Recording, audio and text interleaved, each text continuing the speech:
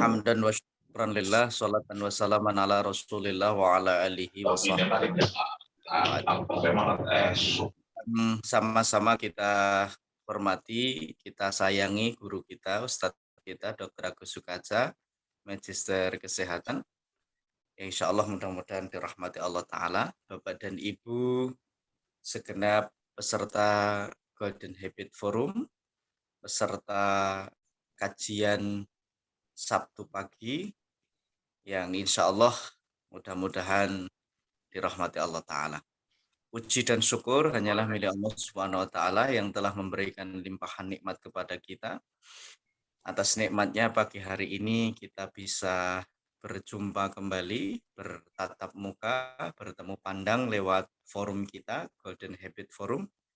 Semua atas nikmat yang telah Allah berikan. Sholawat dan salam semoga senantiasa tercurah pada uswah hasanah kita, pemimpin kita, imam kita, uswah hasanah kita, Nabiullah Muhammad sallallahu alaihi wasallam.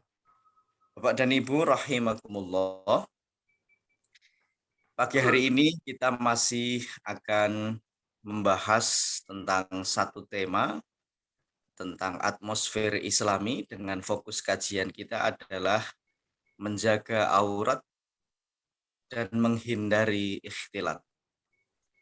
Tentu ini menjadi satu hal yang sangat penting karena dua hal ini adalah satu perkara yang sering sekali kita hadapi di kegiatan kita dalam sehari-hari. Oleh karena itu batas-batas dan bagaimana adabnya, bagaimana kemudian menjadi tuntunan yang telah dituntunkan oleh baginda Nabi ini penting untuk kita selalu jadikan panutan. Oleh karena itu, mudah-mudahan kajian pagi hari ini dapat memberikan pencerahan dan lebih meyakinkan kita tentang perkara-perkara yang nanti akan disampaikan oleh Agus Sukaja, Magister Kesehatan.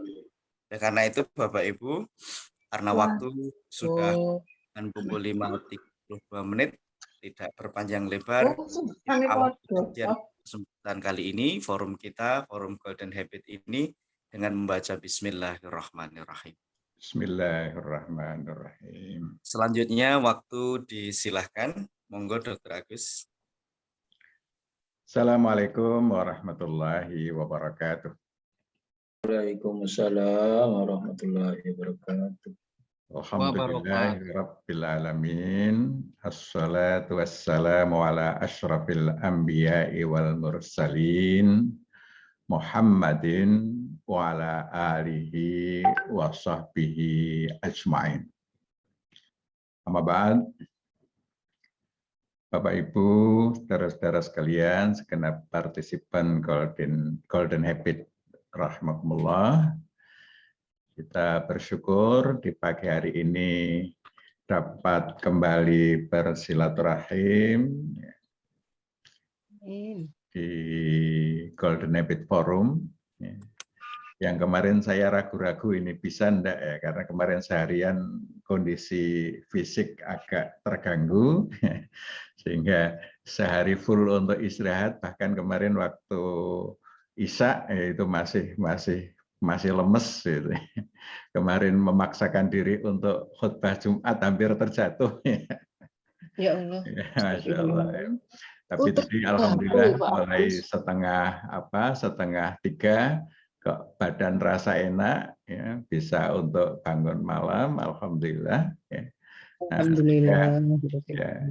Mungkin ini kemarin saya juga tidak sempat nge-share undangan ke banyak pihak ya, sehingga ya ini adalah peserta-peserta yang tanpa di-share pun juga hadir. Alhamdulillah ini bisa tetap kita jalani. Siap, dokter. Tapi yang jelas bahwa pagi ini saya merasakan nikmatnya sehat, ini luar biasa ini. Ya. Alhamdulillah. Ternyata nikmat sehat itu akan kita rasakan kalau kita sempat merasakan sakitnya. Ya. Jadi tanpa merasakan sakit, nikmat sehat itu menjadi kurang begitu terasa. Ya, ini sikap positif yang harusnya kita miliki ya, untuk mensyukuri apapun yang Allah berikan buat kita sekalian. Baik Bapak Ibu sekalian, topik kita pagi hari ini masih tetap atmosfer ya, menjaga atmosfer.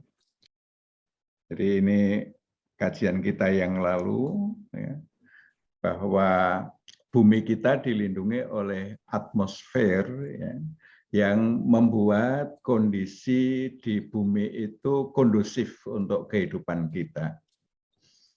Nah, ada atmosfer Islami ya. Nah, ini kemarin kita sudah bahas ya. Antara lain sholat itu juga menjadi atmosfer yang akan melindungi kita. Orang yang sudah terbiasa dengan sholat, apalagi di awal waktu berjamaah di masjid, itu akan menjaga kehidupan yang Islami. Kemudian di Sabtu yang lalu kita membahas tentang puasa. Kita jadikan Senin dan Kamis menjadi hari puasa, sehingga suasana puasa itu kita rasakan sepanjang tahun. Ya, sepanjang tahun kita berada di dalam atmosfer puasa, di mana puasa itu menjadi perisai, ya, menjadi tameng dari perbuatan-perbuatan yang tidak baik. Itu menjadi salah satu fungsi atmosfer, ya, menjadi tameng dari sesuatu yang tidak baik. Ya, kehidupan angkasa luar, ya, kondisi angkasa luar yang tidak kondusif untuk kehidupan kita ditamengi, ya, itu antara lain dengan puasa. Kondisi ya, yang menjaga kita tetap dalam keadaan baik.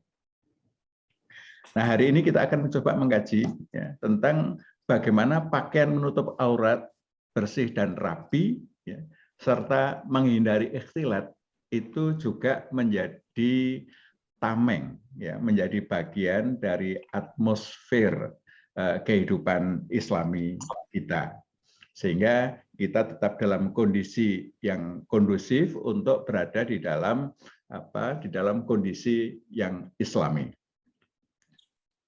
Nah, ini kita tahu ya, pakaian dan ikhtilat itu menjadi faktor penting ya, karena kita itu dihiasi hubbus syahwat minan nisa.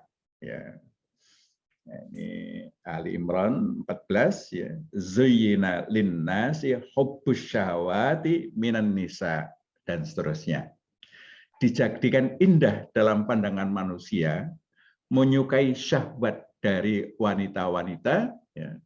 Dan seterusnya, ada anak, ada harta benda, ya, ada kuda pilihan, ada hewan ternak, ada ladang, dan lain sebagainya. Ya.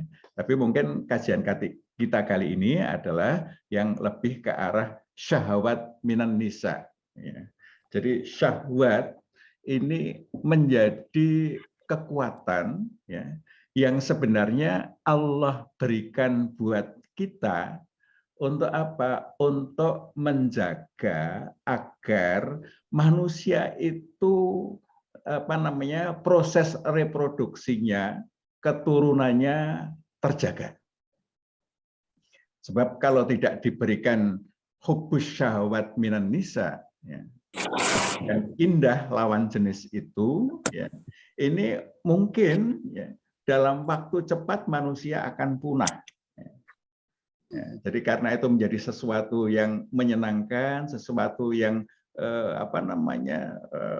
ya menyenangkan gitu ya, menyenangkan. Sehingga hubungan laki-laki dan perempuan itu menjadi sesuatu hal yang sangat menarik. Ya. Karena menjadi sangat menarik, ya, nah, Allah sudah memberikan tata cara bagaimana melampiaskan syahwat itu, ya, syahwat itu dengan tata cara yang sudah ditentukan. Ya. Jadi harus dalam ikatan pernikahan, ya. Nah, sehingga kemudian terjadi proses nasab, keturunan, nah, dan di situ insya Allah manusia itu sampai akhir zaman nanti akan tetap banyak. Ya. Coba kalau hubbus syahwat minan nisa ini dicabut, ya. Nah, dalam waktu cepat ini keturunan akan habis. Ya. Nah, persoalannya adalah ya, banyak yang melampiaskan syahwatnya itu tidak sesuai dengan ketentuan-ketentuan. Ya. Artinya dilampiaskan terhadap lawan jenis yang tidak dalam ikatan pernikahan. Nah, ini kita mengetahui ya banyak terjadi kasus-kasus perselingkuhan ya, apalagi di negara-negara barat ya, itu hubus syahwat itu dilampiaskan itu kepada siapa saja. Mereka mengenal ya seks bebas ya. Yang penting atas dasar suka sama suka itu boleh dilakukan. Nah, kita melihat bahwa kebiasaan itu terjadi antara lain karena faktor aurat itu tidak dijaga. Ini kita melihat bahwa di negara-negara barat aurat itu tidak dijaga, ya. Bahkan tidak di negara barat saja, ya, di sebagian penduduk negeri kita ini juga masih banyak yang tidak menjaga aurat, ya. Sehingga kecenderungan kelompok yang tidak menjaga aurat itu, ya, maka kehidupan seksualnya itu relatif lebih longgar, ya, tidak strict pada ketentuan-ketentuan agama. Nah, apa itu aurat? Ya, menurut bahasa, sesuatu yang harus ditutupi, sesuatu yang menjadikan malu apabila dilihat. Nah, ini kalau pengertian bahasanya. Nah, kalau menurut istilah, merupakan anggota badan manusia yang harus ditutupi dan haram dilihat oleh orang lain, kecuali orang-orang yang disebutkan di dalam Quran surat An-Nur ayat 31. Ya, itu orang-orang ya harus menjaga pandangan, ya, harus menjaga pandangan terhadap wanita. Ya, tentu ini juga berlaku sebaliknya, ya, karena aurat itu harus disembunyikan. Ya. Kita berkewajiban untuk menyembunyikan aurat kita dari pandangan orang-orang yang tidak berhak untuk melihat aurat itu. Ya. Nah, ini mungkin sedikit ya, aurat perempuan, ini salah satu hadis, ya. Bahwasanya Asma binti Abu Bakar memasuki rumah Nabi dengan mengenakan baju tipis. Kemudian ya, ia mengalihkan pandangannya dari Asma dan berkata kepadanya, "Wahai Asma, ketika seorang wanita telah mencapai masa haid, maka tidak pantas melihat tubuhnya kecuali ini dan ini." Beliau menunjukkan isyarat ini itu apa? Tangan dan wajah. Jadi wanita itu auratnya adalah semua bagian tubuhnya adalah aurat kecuali tangan dan wajah. Nah, ini untuk aurat perempuan. Nah, sehingga ya, kita melihat alhamdulillah sekarang ini rata-rata di Muhammadiyah penjagaan aurat ini cukup baik, ya. Kita melihat ya, adik-adik IPM ya di Jawa Timur, ya, ya ini pakaian-pakaian yang ya sudah menutup aurat. Zaman saya masih SMP, ya, itu aktivis-aktivis IPM itu masih banyak yang tidak berkerudung, ya. Sehingga waktu itu saya ikut berkampanye ya, bagaimana kita menggunakan kerudung untuk para wanita ini.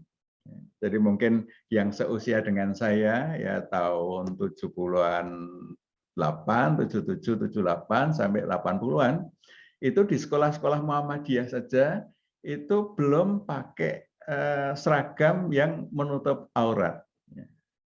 Di sekolah Muhammadiyah itu seragamnya masih seragam ya seperti yang lain-lain. Ya. Jadi kita lihat roknya itu masih apa namanya, masih ya sedikit di bawah lutut, ya.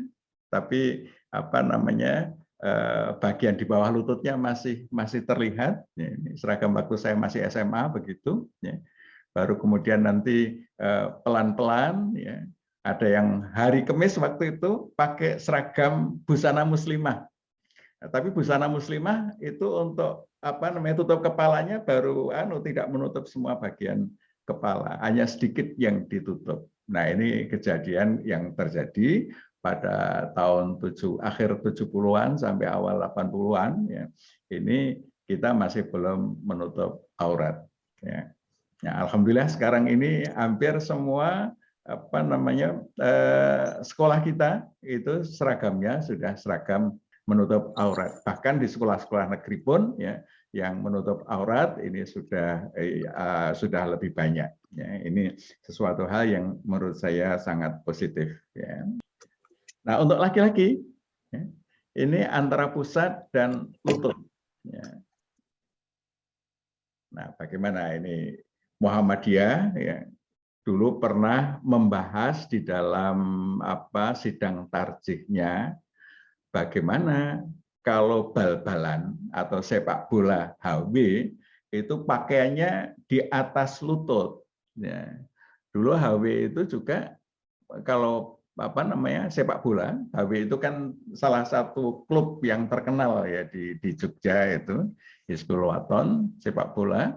Dan ini merupakan salah satu olahraga kegemaran dari orang-orang Muhammadiyah. Ya.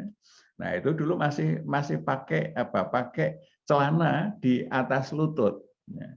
Akhirnya ini disidangkan oleh tarjih. Ya. Yang sidang tarjih itu kemudian berkesimpulan, ya, meskipun untuk bal-balan itu harus menutup bagian aurat. Ya, jadi celananya harus sampai menutupi lututnya. Nah, ini sampai tarjih turun tangan di situ. Dan Bapak Ibu sekalian, ya, mungkin sampai tahun 90-an, ya, itu juga melihat seragam sekolah kita, SMP kita, itu celana pendek. Dan celana pendek itu rata-rata di atas lutut. Ya. Ini yang terjadi SMP ya sampai tahun 90-an itu begitu. Nah, waktu itu tahun 90 saya diberikan amanat menjadi sekretaris Majelis Dikdasmen Kota Yogyakarta. Nah, saya sampaikan kepada bapak-bapak ini masalah anak-anak SMP. Ya. SMP itu rata-rata mereka sudah mencapai usia balik. Ya. Sehingga kenapa seragamnya masih kita tetapkan seragam yang membuka aurat. Ya. Jadi masih memperlihatkan bagian atas dari lututnya. Yang waktu itu dianggap sebagai sesuatu yang biasa. Nah, saya waktu itu mengusulkan bahwa kita bikin aturan SMP kita di Jogja itu seragamnya menutup aurat, ya, pakai celana panjang.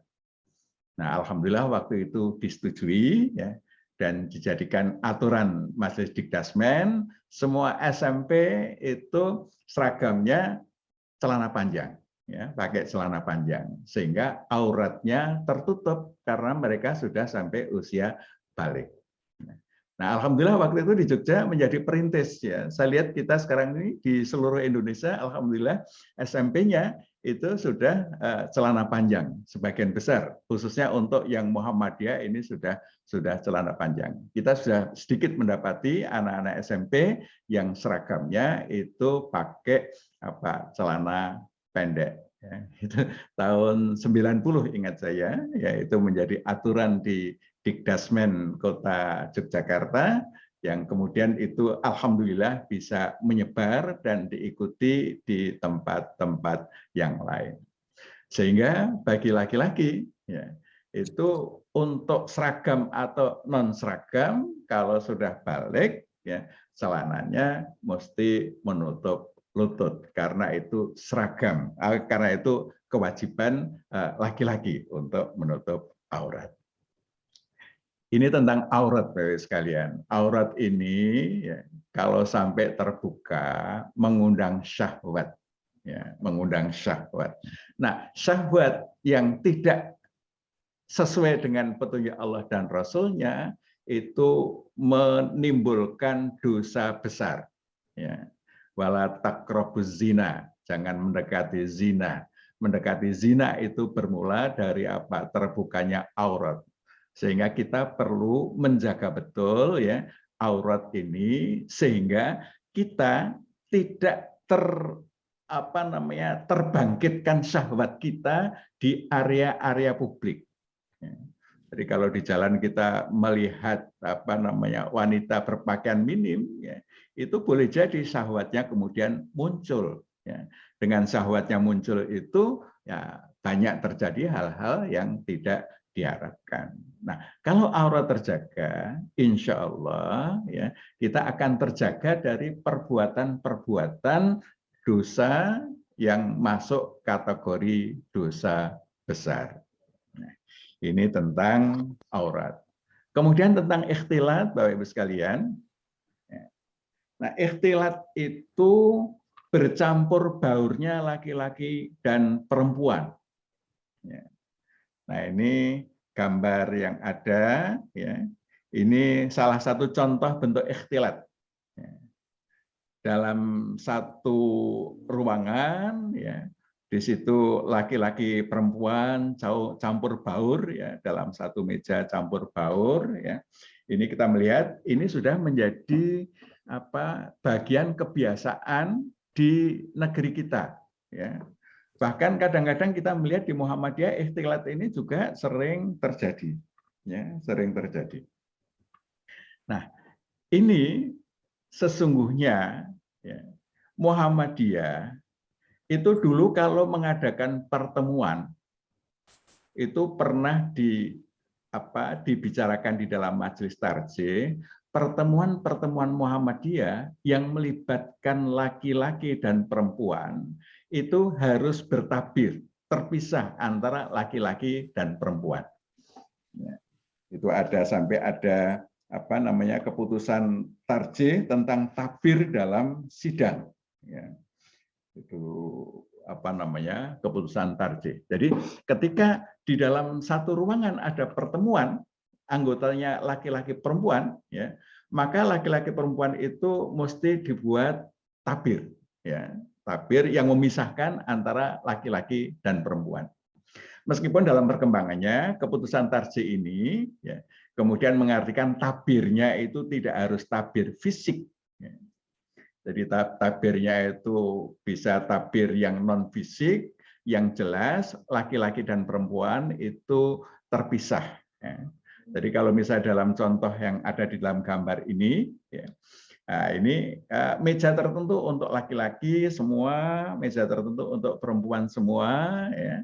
Nah ini akan menghindarkan dari ikhtilat itu. Nah campur baur ini, ya, ini sesuatu hal yang sebaiknya kita hindari. Nah ini mungkin contoh ya seperti ini ya, meskipun tidak ada tabir tabir fisik, ya, ya, tapi terpisah, ya. Jadi satu kelompok untuk perempuan, satu kelompok untuk laki-laki, ya, sehingga di situ terhindar dari ikhtilat. Nah ini kita sering ya mendapati terutama untuk yang perkuliahan di perguruan tinggi, ya, Prof. Partino di kampus UM Papuanya atau Pak Sarifudin di kampus UM Bro, ya, itu biasanya terjadi itu gabung ya laki-laki perempuan nggak ada batasnya. Nah ini bagusnya kita mengikuti apa yang telah diputuskan oleh tarjih, ya. Kita hindari campur baur, ya, meskipun satu ruangan ada laki-laki dan perempuan, tetapi ini tetap terpisah, ya, tidak campur aduk. Insya Allah ini akan menjadi bagian dari atmosfer yang melindungi kita dari perbuatan-perbuatan yang tidak baik, ya, terutama yang terkait dengan hubungan laki-laki dan perempuan. Ini akan lebih menjaga kalau di dalam pertemuan-pertemuan kita, ya, area-area publik kita itu selalu memisahkan antara laki-laki dan perempuan. Saya kira demikian, ya, Bapak Ibu sekalian, ya.